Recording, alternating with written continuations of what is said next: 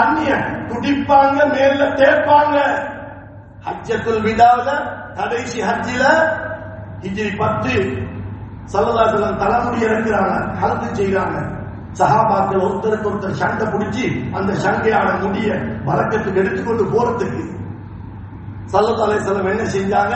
சியாவு சித்தால வரக்கூடிய ஹதீஸ், Abu Talha ரலியல்லாஹு அன்ஹு அவங்களை கூப்பிட்டாங்க, அனஸ் ரலியல்லாஹு அன்ஹு கூப்பிட்டாங்க.